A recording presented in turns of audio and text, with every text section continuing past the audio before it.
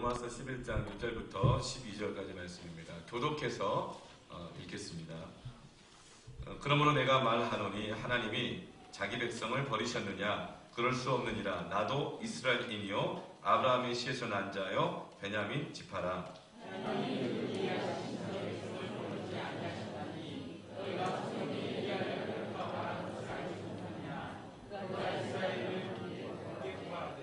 주여 그들이 주의 선지자들을 죽였으며 주의 제자들을 헐어버렸고 나만 남았는데 내 목숨도 찾나이다 하니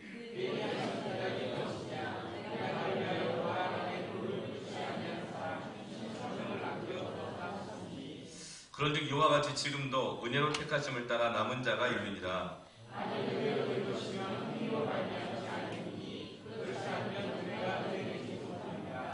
그런즉 어떠하냐? 이스라엘이 구하는 그것을 얻지 못하고 오직 택하심을 입은 자가 얻었고 그 남은 자들은 우둔하여 졌느니라.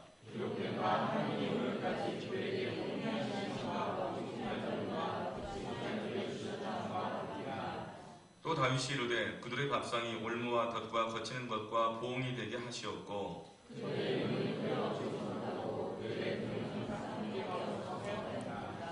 그러므로 내가 말하노니 그들이 넘어지기까지 실족하였느냐? 그럴 수 없느니라. 그들이 넘어짐으로 구원이 이방인에게 이르러 이스라엘로 시기나게 함이니라. 그들의 넘어짐이 세상의 풍성함이 되며 그들의 실패가 이방인의 풍성함이 되거든 하물며 그들의 충만함이리요.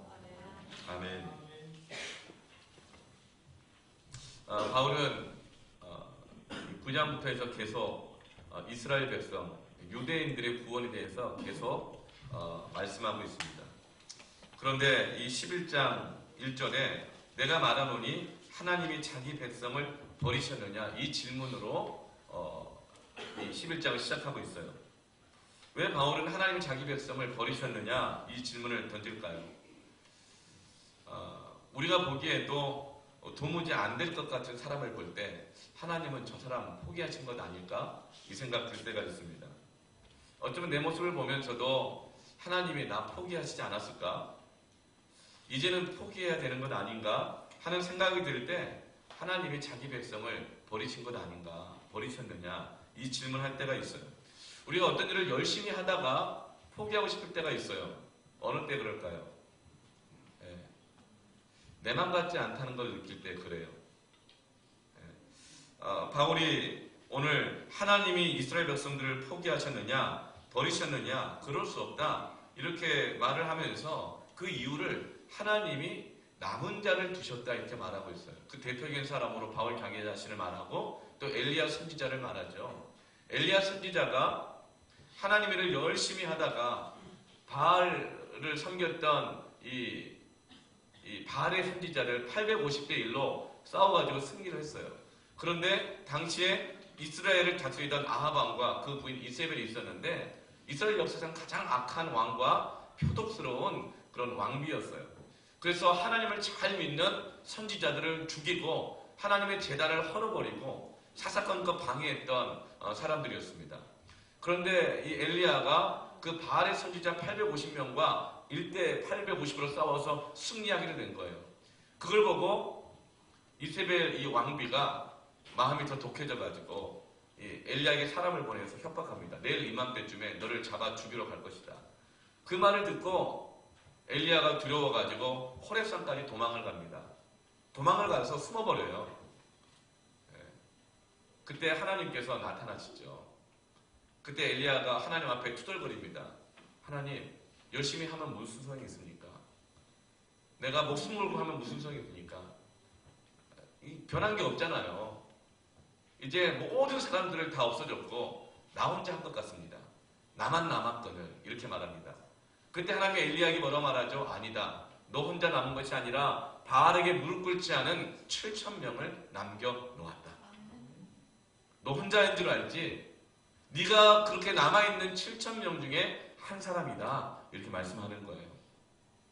우리는 어느 때 포기하고 싶고 하나님 이건 안 됩니다. 이렇게 낙심하고 절망하고 포기하고 싶죠? 나만 남아있다고 느낄 때 나 혼자만 하고 있는 건 아닌가? 다 우리 같은 마음으로 하고 있는 줄 알았는데 내 맘 같지 않네? 우리는 그럴 때 실망하고 포기하고 싶다는 것이죠. 그래서 바울은 이렇게 말하는 겁니다.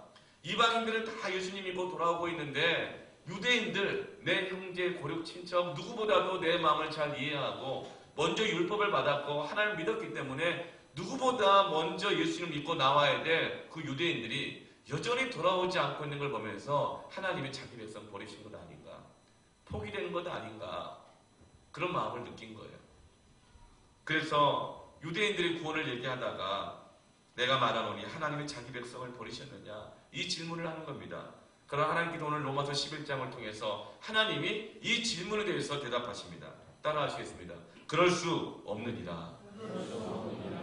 하나님 말씀하시는 거예요. 우리가 포기하고 싶을 때, 절망할 때 하나님은 버리신 것 아닌가, 이제 끝난 것 아닌가, 그럴 때 하나님이 그럴 수 없느니라 말씀하고 있습니다.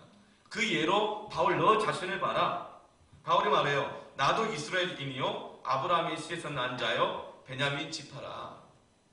나도 이스라엘 백성이고 나도 유대인이고 나도 아브라함의 씨에서 난 자고 이스라엘의 가장 대표적인 지파였던 베냐민 지파 사람인데, 그리고 내가 어떤 사람이냐, 예수 믿는 사람 핍박하고 잡아 죽이러 쫓아갔던 그런 사람 아니냐. 그런 나도 하나님이 포기하지 않고 구원하셨다면 아무리 돌아오지 않고 있는 것 같지만 저 이스라엘 백성들 포기되었겠느냐. 그럴 수 없느니라. 아멘. 하나님께서 모든 사람이 등을 돌리고 모든 사람이 아니라고 말한 것 같지만 그러나 그 가운데 바울과 같은, 엘리야와 같은 남은 사람을 두셨다는 것입니다.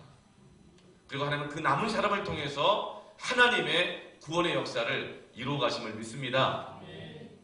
이사야 말씀에 밤나무 상수리 나무가 배임을 당하여도 이상히 여기지 말지어다, 놀라지 여기지 말지어다. 구루터기가 남아있는데 그 구루터기에서 다시금 싹이 나게 하고 잎이 나게 하고 줄기가 나게 하고 다시금 열매가 맺히게 할 것이다. 하나님은 모든 사람이 등을 돌리고 포기하고 절망하는 가운데 포기하지 않고 주의 말씀에 순종하는 사람들을 남겨놓으시고 그 사람들을 통해서 하나님의 일을 행하심을 믿으시길 바랍니다. 그 사람이 누구라고요? 바울이고 엘리야하고 바로 여러분인 줄 믿으시기 바랍니다. 어제 토요일에도 이제 케이크를, 오늘 우리 케이크 파티를 1주차 하잖아요. 다음 주 2주차가 있고 많은 분들이 아주 주중기도 연습하고 준비하고 합니다. 일부 예배 때는 보니까 여기저기 앉아있는 분들 보는데 눈을 그냥 끔뻑끔뻑하고 있더라고요. 지난 한 달 동안 새벽 기도하고 수영습에 나오고 기도하고 각 국별로 준비하고 어제 밤늦게까지 리허설하고 해서 또 오늘 그런데 이 9시 20분 우리 청소년부 예배 드리는 교사들 또 예배팀 안내팀 준비하러 오신 분들이 눈을 끔뻑끔뻑하고 있더라고요. 많은 분들이 좋으시더라고요. 그걸 보면서 제 마음 가운데 은혜가 된 줄로 믿습니다. 포기하지 않고 남은 자들로 하나님, 그렇게 저는 피곤하고 지쳐있지만 나와서 꾹꾹꾹 졸지만 주일을 감당하는 그런 남은 자들을 통해서 일하심을 믿습니다. 하나님은 아무도 없는 것 같지만 그 안에 하나님이 일하시기 위해서 남겨놓으신 사람들이 있습니다. 사실 그 남겨놓은 사람들을 찾는 것이 전도예요. 저는 예수님을 믿고 3년 만에 군대를 갔어요. 그러니까 21살 때 겨울에 예수를 믿고 23살 겨울에 군대를 갔어요. 늦은 나이에 군대를 갔잖아요. 갔던 이유는 예수 믿고 나서 전도를 열심히 하다 보니까 한 30몇 명을 이제 전도해서 이 제자 훈련하고 소그룹이 되다 보니까 제가 먼저 군대를 가버리게 되면 이 사람들을 가르치고 돌볼 사람이 없잖아요. 그래서 그 다음 리더를 세울 때까지 군대를 계속 연기하다 보니까 23세 늦은 나이에 군대를 가게 됐어요. 보통 20살에 군대를 가잖아요. 20살, 21살. 군대를 갔더니 내무반에 저희 이 중대에 저보다 나이 많은 사람이 아무도 없고 저런 이 동갑이 제대 말년을 둔 병장이 있었어요.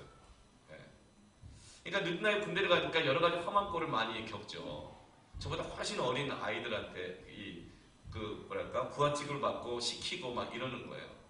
그리고 또 많이 저는 이제 처음이니까 굉장히 긴장해가지고 가 있었죠. 이제 자대 배치를 받았는데 자대 배치를 받으면 지금은 어떤지 모르겠는데 2주 동안 신병은 아무 말을 하면 안 됩니다. 묻는 말 외에는 대답을 하면 안 돼요. 그리고 늘 각을 딱 잡고 삼선에 정렬해가지고 딱 늘 이렇게 명령만 대기하고 있어야 돼요. 그리고 A3 용지를 큰 걸 줍니다. 그래서 이 앞뒷 면으로 복무신조부터 시작을 해서 암기사항을 가득 채워줘요. 그리고 그것을 외우라 그러는데 눈에 보는 데서 외우면 절대 안 돼요. 눈에 보이지 않는 데서 외워야 돼요. 그러니까 잠깐 화장실 갔을 때라든가 틈틈이 그걸 외워야 되고 하여튼 아무 말도 하면 안 되고 시키는 것만 해야 됩니다. 그리고 보호 관심사병으로 2주 동안 보호를 받게 돼 있어요. 여기에다가 병아리 모양의 노란 명체를 달아요. 그럼 이 사람이 신병이다. 그럼 너는 2주 동안 아무 말도 하지 말고 시키는 것만 해라. 넌 보호 대상자다. 뭐 이런 표시에. 그러니까 2등병으로 이제 자대 배치를 받으면 2주 동안 아무 말을 못하는 거죠. 갔는데 저희 이 중대에 약 한 30명 정도의 중대원이 있었어요. 그런데 바로 제 옆자리가 누구였냐면 제대 말년을 둔 병장이었어요. 저랑 동갑. 근데 그 제대 말년 병장이 예수님을 안 믿는 사람이었어요. 너를 어두운 데서 불러내어 기이한 곳에 기이한 길 가운데 들어가게 하신 것은 하나님의 아름다운 덕을 선언하게 하려 하십니다. 전하는 자가 없이 어찌 들으리요. 제가 군대 갈 때 40일 새벽기도 작정을 하면서 하나님께 받았던 로마서 말씀이 우는 자들과 함께 울고 웃는 자들과 함께 웃어라. 그리고 복음을 전해라. 이 사명감을 가지고 제가 갔거든요. 근데 이등병은 2주 동안 아무 말을 하면 안 되는 거예요. 그런데 이 병장이 일주일 후에 제대하는 거예요. 늘 내 옆에 있는 거예요. 마음이 막 안타깝고 이 마음이 뭐랄까 복음을 전해야 되는데 이등병은 말을 하면 안 되잖아요. 이걸 어떻게 해요? 속으로만 기대했죠. 주님, 이 영혼이 제대하기 전에 예수를 믿었으면 좋겠는데 어떻게 하면 좋겠습니까? 근데 이 병장이 무슨 고민이 있는지 시간만 되면 그렇게 줄담배를 펴고 먼 산을 쳐다보는 거예요. 병장 되면 제일 편안할 때거든요. 제대하고 나서 뭐 해먹고 살아야 될까? 이 걱정과 염려와 근심으로 줄담배를 피고 먼 산만 쳐다보고 땅에 꺼져라 한숨만 쉬는 거예요. 그때 제 마음 가운데 내가 21살 때 예수 믿고 이렇게 내 인생이 바뀌었는데 나는 소망 가운데 가득한데 나이는 같고 병장이어서 제대 얼마 안 남겨놨는데 저렇게 인생 다 산 사람처럼 불행하게 한숨 쉬고 있으니 저 사람에게 내가 믿는 예수님, 나를 구원하신 예수님, 내 인생을 바꾸신 예수님을 전해야 되지 않겠는가? 막 이 마음이 이렇게 막 타오르는 거예요. 근데 말을 하면 안 되잖아요. 그래서 이제 이틀 후면 제대를 해요. 잠을 자는데 갑자기 한 새벽 1시쯤 됐는데 가슴이 막 미어져 오면서 하나님 내 마음에 부담감을 주시는 거예요. 저렇게 내버려두면 이틀 후면 제대한다. 네가 이 사람 옆에 있는 이유가 뭐겠냐? 그 안타까운 마음을 주시는 거예요. 전도해야겠다. 근데 그때 다 잠자는 시간이에요. 새벽 1시에. 그래서 제가 손가락을 딱 하나 이렇게 들었어요. 손가락 하나. 옆에 자고 있는 그 병장 옆구리를 푹 찔렀습니다. 근데 이 병장이 갑자기 벌떡 일어나면서 장교가 일찍 사관이 깨운 줄 알고 병장! 누구 딱 일어나는 거예요. 그래서 딱 봤더니 아무도 없고 이등병이 이렇게 하고 딱 옆에 앉아있는 거예요. 새벽 1시 넘어서. 둘러보더니 너냐? 그러더라고요. 예, 접니다. 그랬더니 왜 깨웠냐요? 그래서 제가 그 시간을 빌어서 뭐 한 1분인지 2분인지 모르겠어요. 하나님 당신을 사랑하십니다. 당신에게 크고 놀라운 비밀스러운 계획을 갖고 계십니다. 근데 그 죄 때문에 우리 하나님 그 영광에 이르지 못했고 모든 사람이 죽는 것은 정해져 있으며 그 위에 심판이 있는데 이 심판을 면하려면 예수 그리스도를 믿어야 되고 예수님은 길과 진리와 생명이고 그를 믿는 자마다 멸망치 않고 살아도 믿고 살아도 영생을 얻고 죽어도 영생을 얻고 하나님 동행하시는 놀라운 인생이 있습니다. 내가 문 밖에서 문을 두드리는 누구든 내 음성을 듣고 문을 여는 자마다 내가 그에게 들어가 그러도 벌어 그는 나로 더불어 먹으리라 약속하셨으면 이제는 혼자 사셨습니까? 인생이 제대와 걱정이 되십니까? 주님을 믿으시고 주님이 들어가시면 주님이 함께 동행해 주시고 함께 해주시고 기도의 응답이 있고 놀라운 인생이 펼쳐질 겁니다. 예수님 믿으십시오. 1분도 좀 안 걸렸거든요. 네. 저는 딱 전했어요. 그리고 다시 이렇게 딱 있었어요. 그때 뒤통수를 팍 때리더라고요. 자 임마! 그러더라고요. 세상에 병장 말년이 자다가 이등병이 자기를 깨워가지고 난데없이 막 쏘세가지고 막 얘기를 하는 거예요. 뒤통수를 팍 맞고. 그러나 전 제 사명을 감당했으니 머리는 아팠지만 편한 마음으로 잠을 잤습니다. 그 세월이 지났어요. 1년 반이 지났어요. 그 병장은 그렇게 제대를 했어요. 아주 추운 겨울에 혹한기 훈련대에서 아주 추운 겨울이었어요. 최고의 보직이 뭐냐면 쓰레기 태우는 소각병이에요. 하루 종일 쓰레기 태우면서 따뜻한 데서 있거든요. 다들 부러워하는 보직이었어요. 그런데 이 508중대 그 중대 이 군종병이었는데 그 중대에서 예수 믿는 사람, 잘 믿는 사람 대표인 거죠. 근데 그 친구가 그렇게 뺀질뺀질거렸어요. 중대 군종병인데 예배도 잘 안 나오고 부대 새벽기도도 만들어야되는데 새벽기도도 안 나오고 그렇게 뺀질뺀질거리고 제가 말을 하면 제가 이 계급도 더 낮고 그러니까 뭐 또 무시하고 말도 잘 안 들어주고 그랬어요. 그런데 어느 날 그 중대 군종병이 소각병으로 뽑혔는데 속으로 야 저렇게 뺀질뺀질한 사람이 저렇게 좋은 보직을 받았나 하나님이 저 영혼을 참 사랑하시나 보다 그 생각했어요. 부러워하는 마음도 있고. 예. 근데 그 병장이 저를 찾아왔어요. 제가 그때 상병이었거든요. 박은종 별일이 다 있네? 그러더라고요. 무슨 일인데요? 그랬더니 자기가 오늘 소각장에서 이 쓰레기를 소각하다가 일기장을 하나 발견했대요. 1년 반 전에 제대한 그 말년 병장의 일기장이었던 거예요. 태우다가 심심하니까 읽어본 거예요. 그런데 거기 이렇게 써있더래요. 오늘은 참 이상한 일을 당했다. 한참을 자는데 이등병이 나를 옆구리를 찔러 깨웠다. 그리고 뭔가 알지 못하는 말을 한 2, 3분 정도 막 얘기했다. 내가 뒤통수를 때리고 재우긴 했지만 그 이후로 내 머릿속에서 교회라는 말, 예수님이라는 말이 떠나질 않는다. 제대하고 난 다음에 교회 한번 가봐야겠다. 일기장에 그게 써있다는 거예요. 그러면서 그날 이후로 508중대 중대 군종병이 제 말을 잘 순종하고 여러분 남은 자가 있습니다. 다 등을 돌리는 것 같고 모든 사람이 포기한 것 같지만 그 안에 남은 자가 있는 줄로 믿습니다. 전도는 뭔가요? 깜깜함 중에 다 안 되는 것 같은 중에 하나님 남겨놓으신 그 남은 자를 찾아가는 것입니다. 그리고 그 남은 자를 통해서 하나님이 너와 내 집이 구원을 얻으리라. 다 등 돌려도 엘리야 한 사람 남은 자를 통하여서 이스라엘 전체를 구원하십니다. 유대인들이 다 예수님을 거부하고 예수 믿는 사람 핍박해도 남아있는 바울 한 사람을 통해서 이방이 다 주께로 돌아오게 하시고 결국 유대 민족도 돌아오게 하실 줄로 믿습니다. 여러분 내 맘 같지 않고 나 혼자 남아있는 것 같고 해도 안 될 것 같을 때 포기하지 마십시오. 하나님이 자기 백성을 버리셨느냐? 그럴 수 없느니라. 바울을 보아라. 엘리야를 보아라. 여러분 자신도 그 남은 사람임을 믿습니다. 하나님 여러분을 통해서 하나님의 구원의 역사를 이루어 가실 줄로 믿습니다. 세상에서 제일 깜깜한 데가 어디예요? 인공위성에서 지구를 촬영했더니 이 한반도를 촬영했더니 남한은 밤에도 그냥 불빛이 환한데 저 북한은 깜깜합니다. 아무 일도 없는 것 같고 어떤 소망도 없는 것 같아요. 이사야서 60장 2절과 3절 말씀을 기억해요. 보라 어둠이 땅을 덮고 캄캄함이 만민을 가리려오리라. 오직 여호와께서 내 위에 임하셨으므로 하나님의 영광이 그 위에 나타나시고 하나님의 빛이 이르렀도다. 나라들은 그 빛을 보고 왕들이 그 광명을 보고 나 오리라.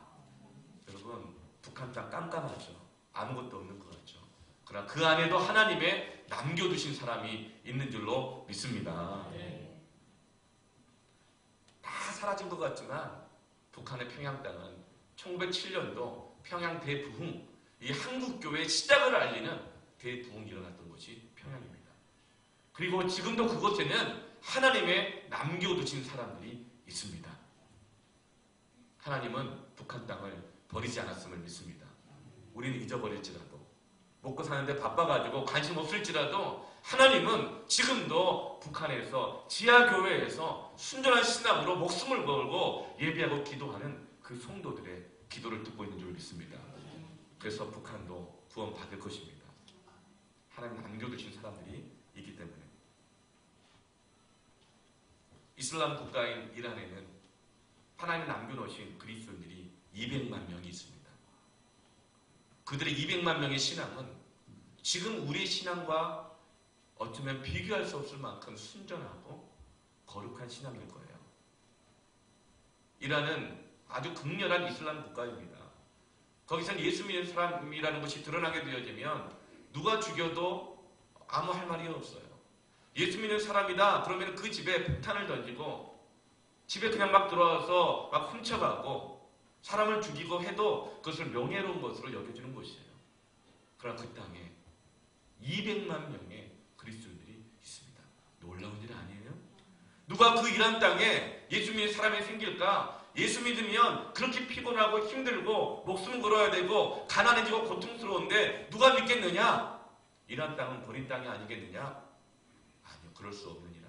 하나님께서는 그 이란 땅에도 남겨두신 사람들을 통해서 지금도 구원의 역사를 이루어가고 계심을 믿습니다. 여러분, 인도, 힌두교의 나라 인도. 여러분, 인도에는 그리스도인들이 예수 믿는 사람들이 얼마나 있을까요? 힌두교의 나라의 인도에 7천만 명의 그리스도인들이 있습니다. 누가 그 인도 땅에 예수 믿는 사람이 있을 수 있겠는가? 누가 생각하겠어요? 그러나 7천만 명의 그리스도인들이 지금 있습니다. 1966년부터 중국에는 문화 대혁명이 일어났죠. 종교는 아편이다. 특히 기독교는 아편이다. 사회의 암적 존재다. 그래서 기독교인들을 다 만살했어요. 예수를 부인하지 않으면 잡아 죽였고, 좀 영향력 있는 사람들은 평생 감옥에, 지하 감옥에 이 무기징역수로 썩게 만들었어요. 그걸 교회들은 불태우고 부셔버렸습니다. 당시에 1966년도에 중국 땅의 그리스도인들이 60만 명이었어요. 문화 대혁명이 10년간 진행됐어요. 1976년까지. 그리고 나서 많은 사람들이 생각했어요. 중국 땅에 기독교인들은 없을 것이다. 교회는 존재할 수 없을 것이다. 그러나 그 이후 30년이 지나고 1990년대 중반에 중국이 개방되었을 때 뚜껑을 열어보니까 60만 명이었던 그리스도인들이 1억 2천만 명이 되었습니다. 하나님은 다 포기해야 될 것 같은 상황 속에서 남겨놓으신 순전한 믿음의 사람들을 통하여 하나님의 구원의 역사를 이루어가심을 믿습니다. 이것이 우리가 포기하지 말아야 될 이유인 줄로 믿습니다. 어제도 많은 분들이 마음이 막 이렇게 애타하더라고요. 목사님 3주간 기도하고 금식하고 찾아가고 초대장 주고 정말 내가 여러 가지 정말 비유 맞추느라고 다 했는데 갑자기 어제부터 나를 냉랭하게 대하고 차갑게 대하고 오겠다고 해놓고 안 간다고 그러고 전화 안 받고 막 그런다는 거예요. 속이 뒤집어지고 불이 난다는 거예요. 네. 그러시냐고. 근데 목사님 어떡합니까? 그 VIP가 안 오면 테이블 없어지는 거 아니냐고. 그래서 집사님 포기하지 말고 끝까지 기도하십시다. 네. 하나님 분명히 하나님은 이 구원할 자를 선택해 놓으셨다고. 그랬더니 그 저녁에 어디 또 가더라고요. 몇몇 분들이 저녁 때 어디 가요. 인계동으로 가고 어디로 가고 누구를 만나러 가는데 왜 그러냐 그랬더니 그 사람 전도하려고 간다는 거예요. 할렐루야. 여러분, 포기될 생각은 같지만 하나님은 포기하지 않은 사람을 반드시 남겨두고 있음을 믿으시길 바랍니다. 이게 전도자의 마음인 거예요. 교회가 그 마음을 가져야 됩니다. 그것이 하나님의 마음인 거예요. 예수님은 100마리 양 중에서 한 마리 양 찾으러 밤을 새워 가십니다. 어떤 사람이 이렇게 생각할 수 있겠어요? 한 마리? 어딘가에 있겠지. 죽는 것도 사는 것도 지 운명이지. 살 사람은 살고 죽을 사람은 죽어. 네. 그런 마음 가지면요 찾아가지 못합니다. 그러나 하나님 분명히 남겨두셨다. 분명히 어딘가에 살아있다. 그 마음 가진 사람은요 찾아갑니다. 이것이 하나님의 마음입니다. 이것이 오늘 교회가 품어야 될 마음인 줄로 믿습니다. 전도를 했더니 많은 분들이 거절감을 당하셔가지고 상처를 받았대요. 그래서 상처받은 것 중에 어떤 게 제일 상처받았냐 물어보니까 여러 가지 케이스가 있는데 한 여자 집사님이 전도를 했대요. 준비한 전도 물품을 전해주면서 저기 예수님 이렇게 말 꺼내자마자 뭐라고 그러지 아세요? 꺼져 그러더래요. 얼마나 마음이 상하겠어요. 뭐 다시 하고 싶겠어요? 네. 그럼에도 불구하고 남겨놓은 사람이 있다. 다 거부하고 다 등 돌리고 무시하고 조롱하는 것 같지만 요즘 같은 세상에 누가 예수님을 믿어? 요즘 같은 세상에 무슨 전도야? 그럼 하나님이 자기 백성을 버리셨느냐? 그럴 수 없느니라. 반드시 호메실동, 금곡동, 오목청동, 일북동, 당수동, 화서동, 파장동, 구운동, 인계동, 고색동, 화정동, 수성동, 안산, 신길, 남양, 화성, 안양, 오산 곳곳마다 남겨놓은 자가 있음을 믿습니다. 그 한 마리 남겨놓은 사람. 하나님은 그 사람을 통해서 인도 땅이 돌아오고 인도네시아 땅이 돌아오고. 여러분 인도네시아는 예수 믿는 사람 몇 명일까요? 인도네시아도 이슬람 국가잖아요. 그리스도인들이 10%밖에 되지 않아요. 그러나 인도네시아 이거 2억 6천만 명입니다. 인도네시아 땅에 그리스도인들이 2,500만 명이 있어요. 인도네시아는 수백 개, 수천 개 섬으로 되어 있잖아요. 그 구석구석마다 하나님께서 남겨놓으신 사람들이 있는 거예요. 올 여름 우리가 그 인도네시아 땅에 갈 겁니다. 하나님 남겨놓으신 자를 통해서 역사하신 그 중국 땅으로 가게 될 거예요. 여러분 기도합시다. 네. 아무리 절망적인 상황인 것 같지만 하나님의 은혜가 있는 것입니다. 포기하지 않는 은혜가 있는 것이에요. 저와 여러분이 하나님이 포기하지 않은 남겨놓으신 사람들인 줄 믿습니다. 그렇다면 하나님은 반드시 저와 여러분을 통해서 역사하실 줄 믿습니다. 너만이 아니라 너와 내 집이 구원을 얻으리라. 너를 통해 너의 집안이 주께로 돌아오게 되리라. 우리 교회를 통해서 서수원이, 이 민족이, 열방이 주께로 돌아오게 될 줄로 믿습니다. 그런데 바울에게는 이런 질문이 있었어요. 이방인들이 이렇게 다 예수님 믿고 수없이 돌아오고 있는데 왜 잘 믿어야 될 유대인들은, 이스라엘 사람들은 이렇게 안 돌아오는가? 돌아오긴 돌아오는데 왜 소수만 주님께로 돌아오는가? 이 질문이 있었던 것이죠. 그때 그 질문에 대한 하나님의 대답이 무엇입니까? 네. 왜 하나님은 소수의 사람들을 통해서, 유대인들을 통해서 그렇게 역사하실까? 네. 하나님 말씀 같이 한번 읽어보기를 원합니다.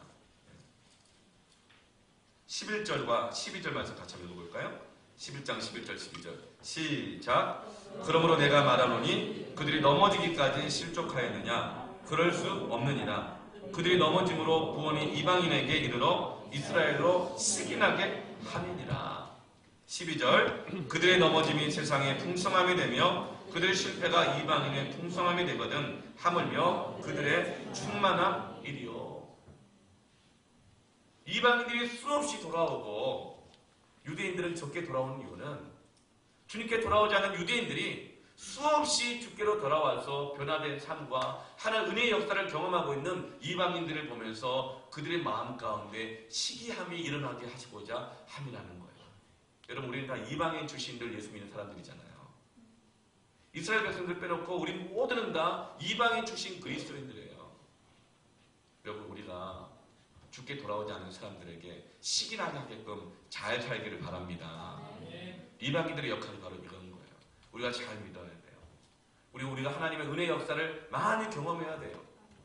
어떤 말을 해도 변화되지 않을 것 같은 사람, 어떤 조건도 잘 될 것 같은 조건이 하나도 없는 어떤 한 사람들이 예수를 믿고 잘 되어지고 사람이 변화되어지고 가정이 회복되고 인생이 달라진 것을 보면서 지금까지는 예수 믿는 사람들이 잘못된 줄 알았는데 오히려 예수 믿는 사람들이 잘 되어지고 바르게 살고 훌륭하게 인격들이 변화되어져 가고 가정들이 변화되어 가는 걸 보면서 아, 우리가 잘못되었나 보다.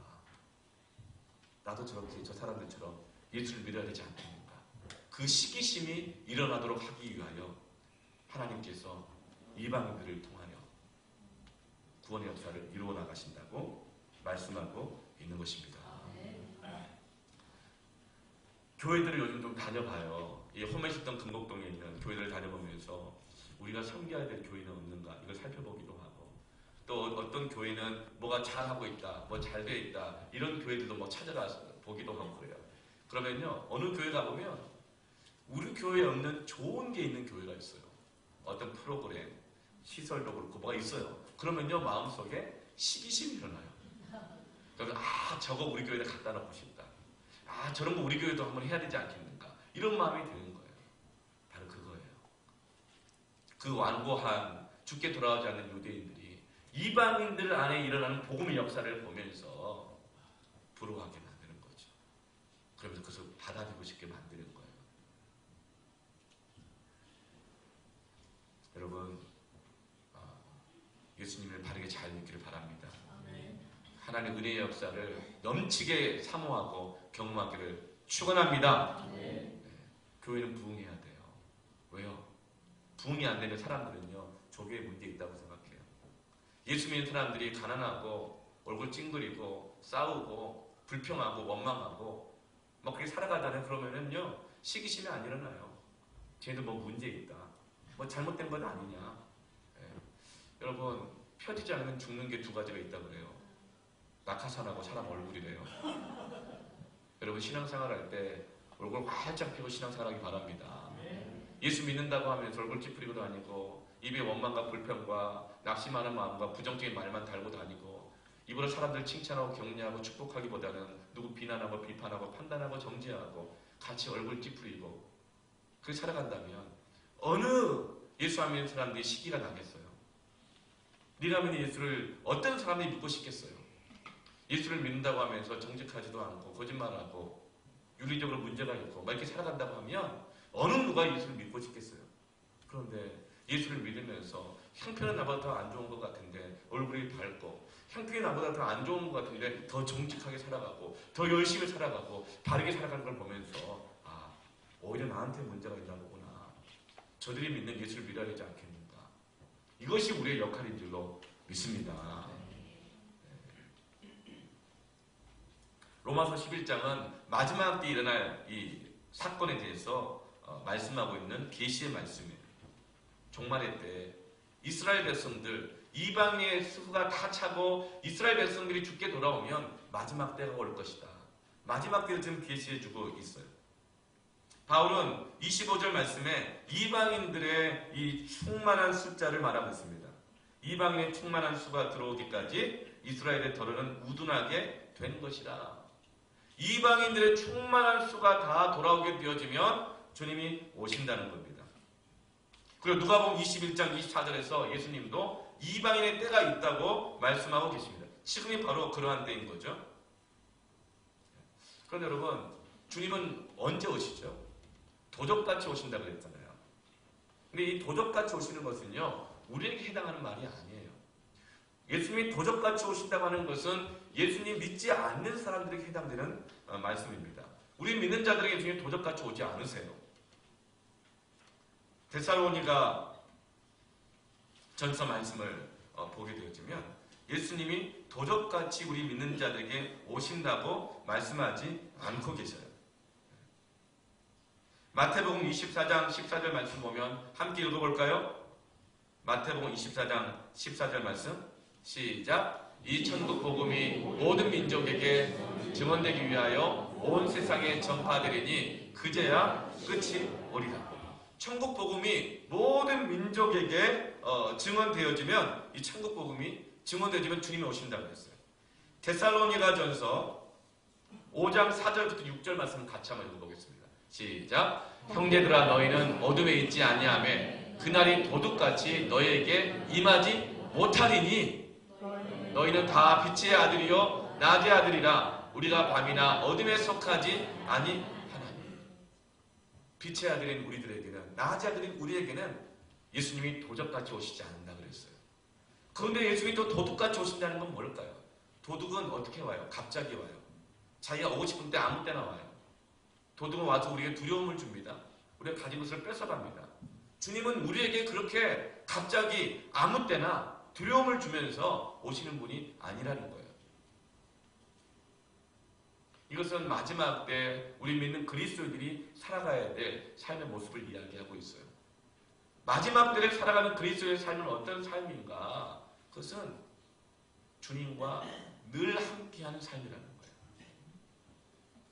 도둑은 아무 때나 오죠. 갑자기 오죠. 두려움을 안겨줍니다. 여러분, 도둑과 친한 분 계세요? 도둑과 친밀한 분 계세요? 도둑하고 약속을 하신 분 계세요? 언제 만납시다. 어디서 만납시다. 안 그러잖아요. 도둑은 어색해요. 두려워요. 예수님은 어때요? 내가 네 안에 거하고 네가 내 안에 거할 것이다. 마지막 때는요, 예수님과 함께 친밀하게 교제하고 동행하는 삶을 사는 때인 것입니다. 그래서 우리가 주님을 맞이할 때 어떻게 맞이할까요? 갑작스럽게 맞이하지 않아요. 마치 저녁에 자기 전에 안녕히 주무세요 하고 눈을 감고 아침에 눈을 뜨고 남편과 아내와 가족들을 맞이하는 것처럼 우리는 늘 주님과 동행하다가 주님 오시는 날, 아, 주님 드디어 오셨네요. 이렇게 맞이하는 것입니다. 마지막 때에 반드시 있어야 될 것은 주님과의 연합이에요.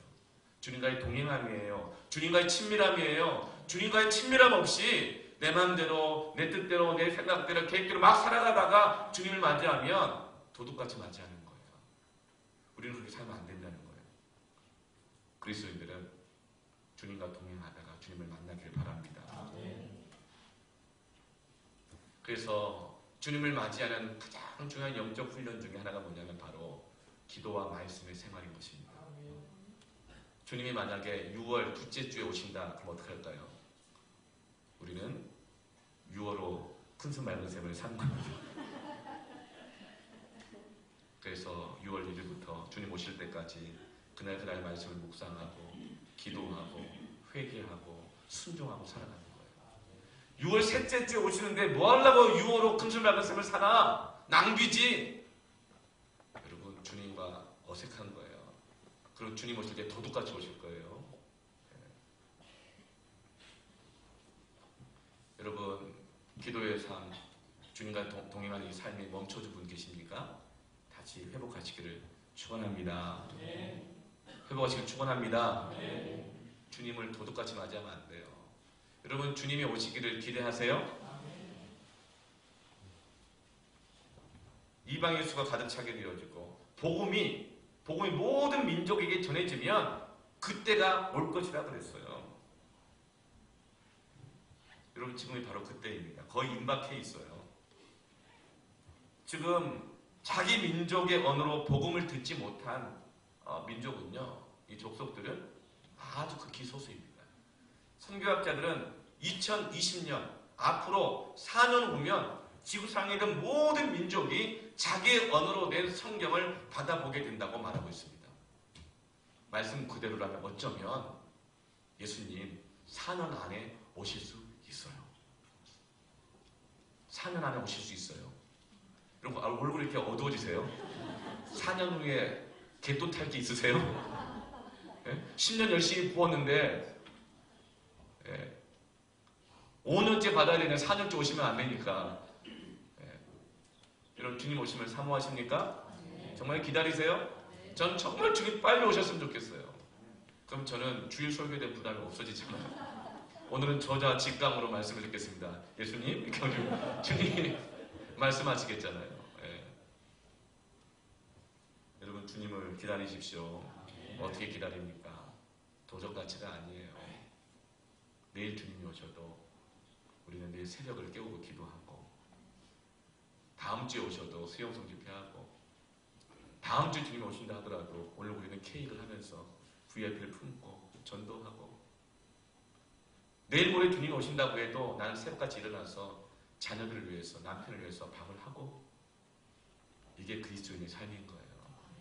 시한부 종말론 때문에 얼마나 신앙이 많이 무너졌습니까?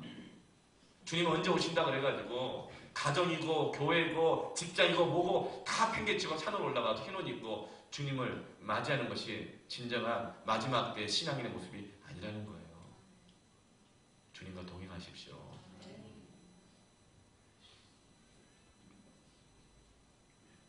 사도 바울이 이 놀라운 진리를 깨닫게 된 겁니다.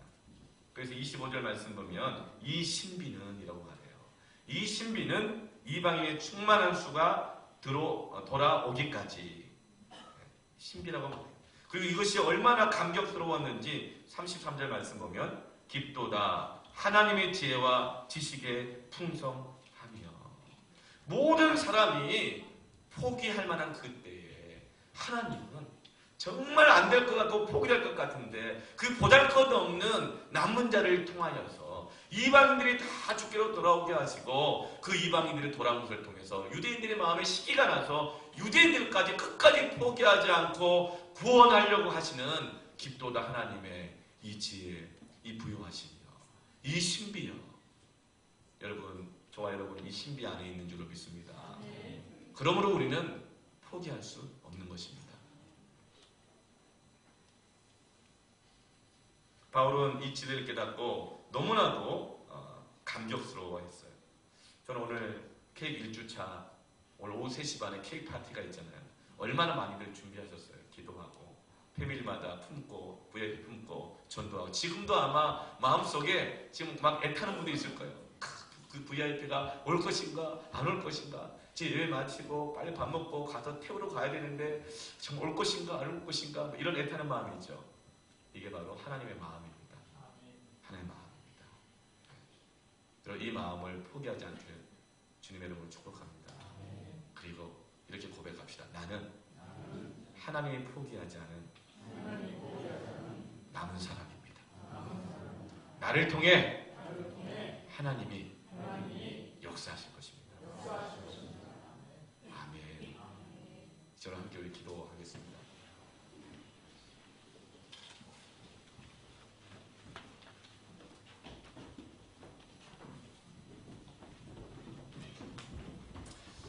하나님 오늘 우리에게 말씀하십니다. 하나님이 자기 백성을 버리겠느냐? 그럴 수 없느니라. 여러분 포기될 것 같고 안 될 것 같은 상황 어떤 사람도 있을 수 있어요. 또 내가 그럴 수도 있죠. 그러나 하나님이 포기하지 않으시면 하나님 포기하지 않으시면 절대로 망하지 않습니다. 하나님 남겨두셨으면 반드시 구원받습니다. 우리가 이 믿음으로 전도하길 바랍니다. 우리가 이 믿음으로 우리 가정을 위해서 섬기길 바랍니다.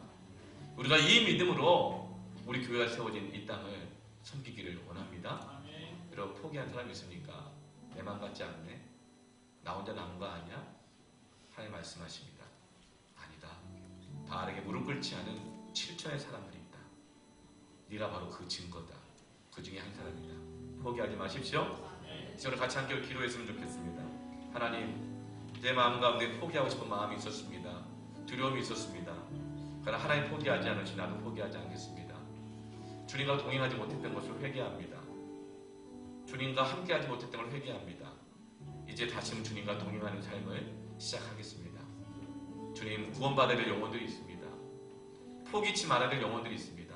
주님, 그 영혼들을 구원하여 주옵소서. 어두운 중에도 깜깜한 중에도 그 빛을 보고 나오게 하여 주시옵소서. 시작 같이 함께 우리 기도하기를 원합니다. 기도하겠습니다. 하나님 아버지 감사합니다. 하나님 오늘 거룩한 주를 허락하여 주시고 우리의 생명의 말씀, 빛의 말씀, 진리의 말씀을 우리에게 주셔서 감사합니다. 포기하고 싶을 때가 있습니다. 두려울 때가 있습니다. 낭망할 때가 있습니다. 절망할 때가 같아도 귀 막고 있는 것 같아도 하나님 남겨놓으신 사람들이 꼭 있습니다. 그 사람들을 하나님 우리가 찾아가기를 원하시는데요.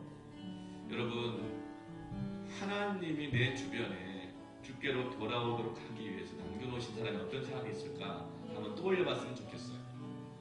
전하는 자가 없이 어찌 들으리요? 한번 떠올려보셨으면 좋겠어요. 오늘도 있고 다음 주도 케이크 파티에 초대하는 날이 또 있거든요. 떠올려보셨으면 좋겠어요. 지금 33명의 VIP들을 품고 초대하는 중에 있습니다. 33명만 있겠습니까? 하나님이 여러분을 통해서 돌아오게 하시기를 원하는데 남겨놓은 사람들이 있습니다. 한번 떠올려 보십시오. 그리고 그 영혼을 위해서 기도하시기 바랍니다. 기도하면 그 영혼이 주께로 돌아오는 전도의 문이 열리는 것을 수없이 경험합니다.